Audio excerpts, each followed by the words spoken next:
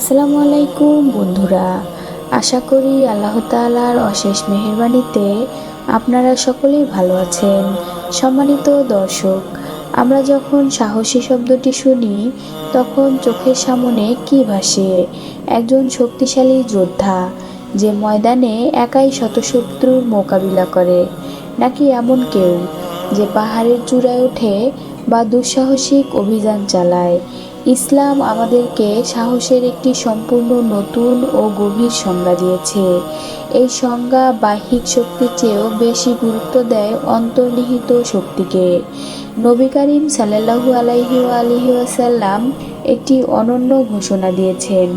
তিনি বলেন, তোমাদের মধ্যে সবচেয়ে সাহসী ব্যক্তি হচ্ছে সে যে নিজের নফসের চাহিদার উপর বিজয়ী হয়।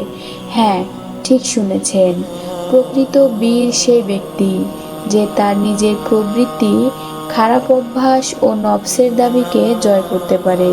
শত্রুকে পরাজিত করা অনেক সহজ, কারণ শত্রু বাইরে থেকে আক্রমণ করে, কিন্তু নিজের নফস, এই শত্রু আমাদের ভেতরেই থাকে। যখন রাগ আসে তখন ধৈর্য ধরা, যখন অন্যায়ভাবে কেউ সম্পদের লোভ দেখায় তখন হালাল পথে থাকা, যখন গীবত করার ইচ্ছে জাগে তখন জিহ্বা সংযত করা, এটাই সবচেয়ে বড় যুদ্ধ। এই জিহাদকেই হাদিসে জিহাদে আকবর বা মহাযুদ্ধ বলা হয়েছে। ভাবুন তো, একজন মানুষ যদি বিশাল শক্তিশালী হয় কিন্তু রাগের মাথায় নিজেকে নিয়ন্ত্রণ করতে না পারে, তবে কি সে প্রকৃত সাহসী? অথচ সেই ব্যক্তি যে রাগের মুহূর্তে আল্লাহর সন্তুষ্টির জন্য চুপ থাকে বা ক্ষমা করে দেয়, সেই নবীজির ভাষায় সবচেয়ে সাহসী। যে ব্যক্তি রাত জেগে ইবাদত করে, ঘুমের আরাম ত্যাগ করে, সেও এক প্রকার সাহসী। যে সুদ থেকে বিরত থাকে, যদিও তার প্রবল প্রয়োজন, সেও সাহসী। মনে রাখবেন, দুনিয়ায় সবচেয়ে বড় যুদ্ধক্ষেত্র হলো আপনার নিজের মন। যেখানে প্রতিনিয়ত ভালো আর মন্দের লড়াই চলে, সেখানে নফস ও শয়তান আপনাকে ভুল পথে নিয়ে যেতে চায়। এই রণাঙ্গনে জয়ী হওয়াই আসল জয়। আসুন আমরা সবাই এই হাদিস থেকে শিক্ষা নেই।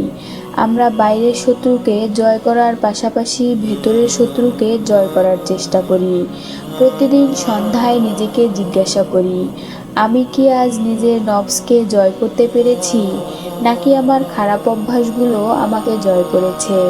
আল্লাহ তাআলা আমাদের সবাইকে সেই প্রকৃত সাহসী ব্যক্তিদের অন্তর্ভুক্ত করুন, যারা নিজেদের নফসের ওপর বিজয়ী হতে পারে। আমাদের অন্তরকে মন্দ প্রবণতা থেকে পবিত্র করুন এবং ভালো কাজের তৌফিক দান করুন। ধন্যবাদ সবাইকে ধৈর্য ধরে শোনার জন্য। ভিডিওটি ভালো লাগলে লাইক শেয়ার করতে ভুলবেন না।